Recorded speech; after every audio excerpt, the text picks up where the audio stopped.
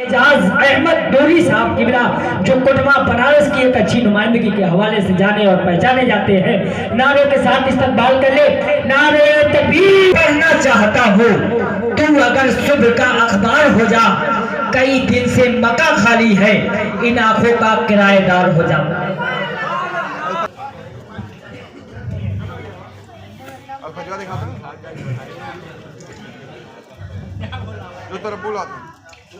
محفل نور میں تشریف فرما علماء اکرام و شعراء اعظام قابل احترام وبرکاتہ۔ الحمدللہ رب العالمین والعاقبۃ للمتقین والصلاة والسلام علی سید الانبیاء والمرسلین وعلی آلہ واصحابہ اجمعین، اما بعد فأعوذ باللہ من الشیطان الرجیم، بسم اللہ الرحمن الرحیم۔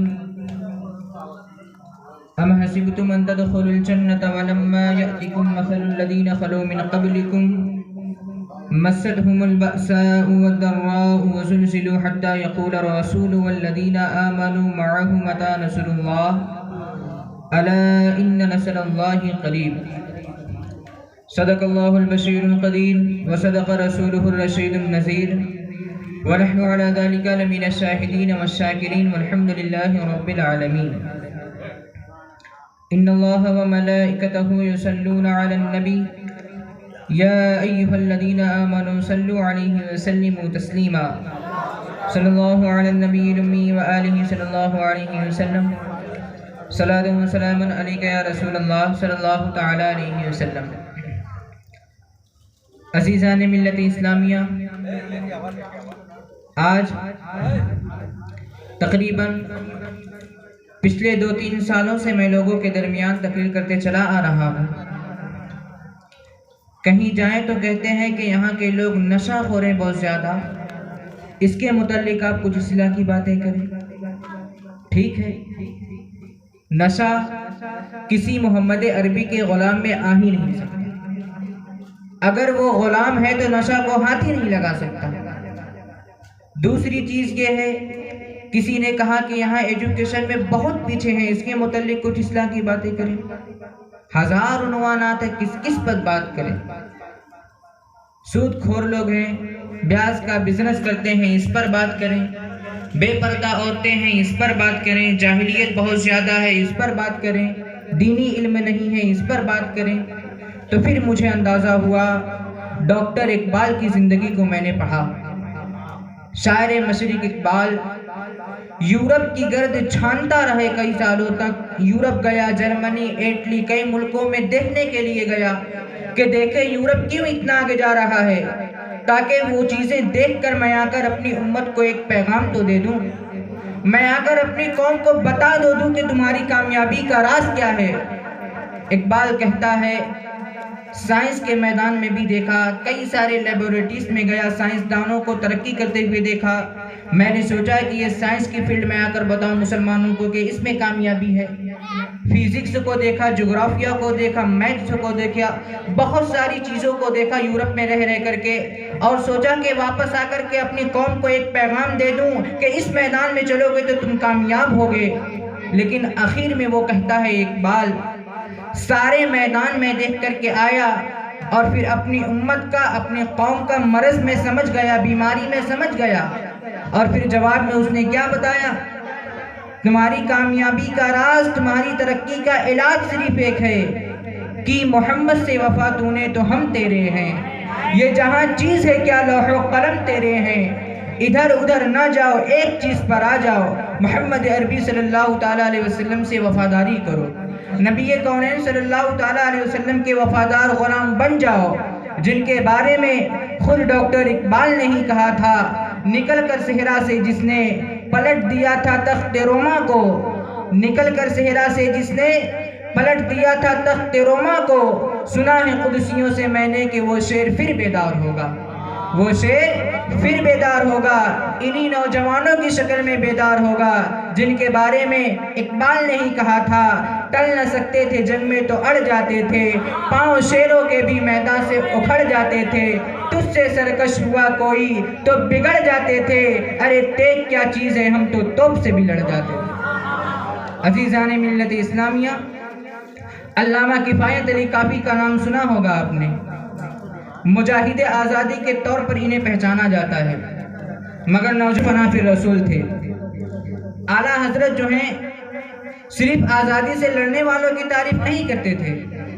کفایت علی کافی کی شان میں اعلیٰ حضرت نے کہا ہے، کفایت علی کافی رحمت اللہ تعالیٰ علیہ انگریزوں کا دور ہے، اور ان کا حال یہ تھا کہ جب یہ بولتے تو ہزاروں کا مجمع ان کی طرف ہوتا۔ علماء کی زبان میں اللہ نے تاثیر رکھی ہے ہر زمانے میں۔ اور ایک بات میں آپ کو بتا دوں، تدریس نعمت کے طور پر ان کی توپوں میں وہ دم نہیں ہوتا ہے جو ایک عالم ربانی کی زبان میں ہوتا ہے۔ اور کرسی پر بیٹھنے والوں کو اگر کسی سے خوف ہوتا ہے تو صرف حق بولنے والے علماء سے، باقی کسی سے نہیں۔ ہر زمانے میں کفایت علی کافی سے پورا انگریز خوف زدہ تھا، ڈرتا بھی تھا، اور دشمنی کے کفایت علی کافی کا ایک ہی جذبہ تھا، عشق مصطفیٰ سینوں میں پیوست کر دینا، پلا دینا۔ انگریزوں نے بہت سازشیں رچی ان کو روکنے کے لیے۔ کفایت علی اللہ تعالیٰ علیہ کو عوام کی بھی چاہت تھی اور زبان میں اثر بھی تھا، لیکن ایک وقت ایسا بھی آیا کہ انگریزوں نے کفایت علی کافی کو گرفتار کر لیا۔ 7 دنوں تک کفایت علی کافی کو قید میں رکھا گیا۔ میں کیوں بتا رہا ہوں، سنو توجہ چاہتا ہوں۔ کفایت علی کافی کی زندگی اپنے بچوں کو سناؤ مسلمانوں، اسے نسلوں میں منتقل کرو اور انہیں بتاؤ کہ کون ہے ہمارے اسلاف، کون ہے ہمارے اکابر۔ کفایت علی کافی کو 7 دنوں تک یوں ہی نہیں رکھا گیا۔ انگریز روزانہ رات کو ان کا جبہ اتار کر ان کے جسم پر استری پھیرتے تھے، گرم استری پھیرتے تھے، پریس جل جاتی تھی تو ان کے جسم پر نمک چھڑکتے تھے۔ یہ کفایت علی کافی کے ساتھ ہوا، کیوں؟ صرف ناموس رسالت کی بنیاد پر، اس کے مصطفیٰ کا اعلان کرنے کی بنیاد پر۔ اور 7 دنوں تک جب وہ ٹس سے مس نہیں ہوتے رہے، اپنے اعلانات، اپنے بیانات سے واپس آنے کے لیے آپ نے کبھی سوچا بھی نہیں، تو بھرے چوراہے پر 7ویں دن لے جا کر کے آپ کو پھانسی کے پھندے پر چڑھانا تھا۔ پورا مجمع بھی دیکھ رہا تھا۔ انگریزوں نے کفایت علی کافی کو پھانسی کے پھندے پر چڑھایا۔ جب سولی دینے کے لیے لے جا رہے تھے، مشہور روایت ہے، آپ سے پوچھا گیا کوئی آخری خواہش ہے تو بتاؤ۔ مرنے والا، پھانسی پر چڑھنے والا کہتا ہے بیوی بچوں سے مل لو، ماں باپ کو دیکھ لوں، بھائی بہن کو کچھ وصیت کر لوں۔ لیکن کفایت علی کافی کیا کہتے ہیں؟ ہاں میری آخری خواہش ایک ہی ہے کہ میں ایک بار نعت مصطفیٰ پڑھ لوں۔ اداروں کی فکر نہیں، اپنی اولاد، اپنے مال و متاع کی فکر نہیں، جا رہا ہے تو مصطفیٰ کے نغمے گنگناتا جا رہا ہے۔ اور جب پھانسی کے پھندے پر جانا تھا تو کفایت علی کافی یہ کہتے جاتے، کوئی گل باقی رہے گا نہ چمن رہ جائے گا، پر رسول اللہ کا دین حسن رہ جائے گا۔ سب فنا ہو جائیں گے کافی وہ، لیکن حشر تک نام حضرت کا زبانوں پر سخن رہ جائے گا۔ یہ کہتے کہتے کفایت علی کافی پھانسی کے پھندے پر چڑھ گئے۔ جس دن ان کو پھانسی دی گئی، انگریز جشن منا رہے تھے اور خوشیوں کے طبل بجا رہے تھے۔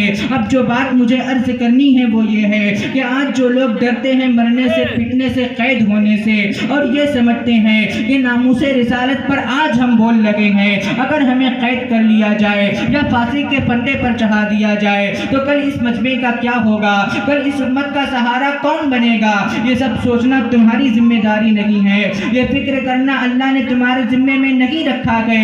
اللہ رب العزت، اس کے قانون قدرت کا طریقہ یہ ہے، مصطفیٰ کریم کی تعریفیں اور ان کی مدح و سرائی کرنے والی زبانیں نہ کل کم ہوئی تھی نہ آج کم ہوئی ہے۔ ایک چراغ بجھتا گئے، مولا ہزاروں چراغ جلا دیتا گئے۔ کفایت علی کافی کو پھانسی کے پھندے پر چڑھا کر انگریز جشن منا رہے تھے، اس زبان کو ہم نے ہمیشہ کے لیے بند کر دیا گئے جو بار بار نبی نبی کہتی تھی، بار بار مصطفیٰ مصطفیٰ کہتی تھی، اس زبان کو ہم نے پھانسی کے پھندے پر چڑھا دیا گئے۔ اور مجمع اب کس کو دیکھے گا؟ اب مسلمان کس کے یہاں بھیڑ جمع کریں گے؟ کفایت علی کافی کی طرح کوئی مقرر نہیں ہے، کوئی ان کے جیسا خطیب نہیں ہے۔ یہ سوچ کر انگریز چند دنوں تک جشن مناتے رہے، لیکن خدائے عز و جل کا قانون تو دیکھیں، رحمت الہی جوش میں آئی، مراد آباد کے پڑوس میں کی بریلی کی سرزمین پر امام احمد رضا کو پیدا فرمایا۔ عاشق کبھی ختم نہیں ہوتے، ادھر کفایت علی کافی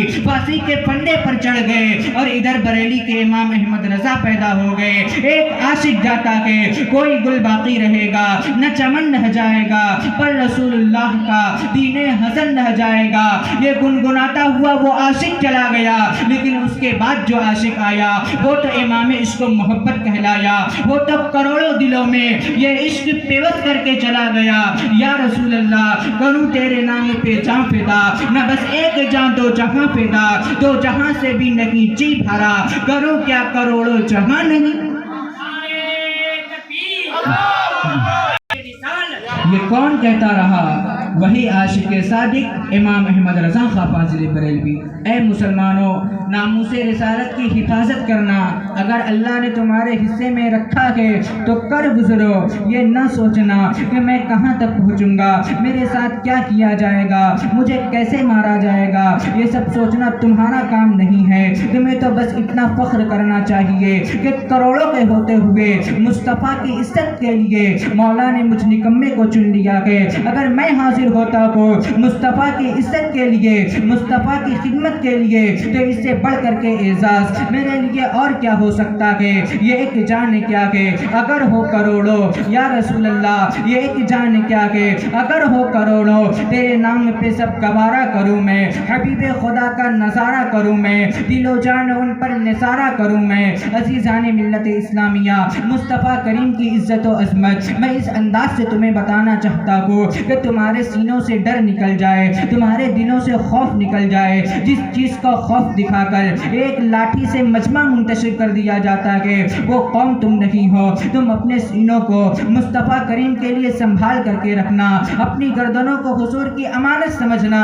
تم لاٹھی ڈنڈے سے بھاگ جانے والی قوم نہیں ہو سکتے۔ اسلاف صحابہ اکرام کے اگر تم وارث ہو تو سنو، صحابہ کا طریقہ تو یہ تھا، احد کے میدان میں پاسا پلٹ گیا کہ کفار و مشرکین بھاری ہو چکے ہیں، صحابہ کی جانوں کو خطرہ لاحق ہو گیا کہ ایک نہیں، دو نہیں، 5 10 نہیں، 70 صحابہ کی شہادتیں ہو گئی ہیں احد کے میدان میں، 70 صحابہ کی جانیں چلی گئی ہیں۔ اور کیسے کیسے اگر میں منظر بیان کروں تو رونگٹے کانپ جائیں گے۔ احد کے میدان میں مصطفیٰ کریم صلی اللہ علیہ وسلم بیٹھے ہوئے ہیں۔ میرے اندازے کے مطابق میں نے جو پڑھا ہے تو سب سے کٹھن اور سب سے سخت ترین جنگوں میں جو جنگ آئی تھی وہ احد کی جنگ تھی۔ یہاں پر حضور کے کتنے جانثار شہید ہو گئے تھے جانتے ہیں؟ مصعب بن عمیر ہیں، عبداللہ بن جہش، حضور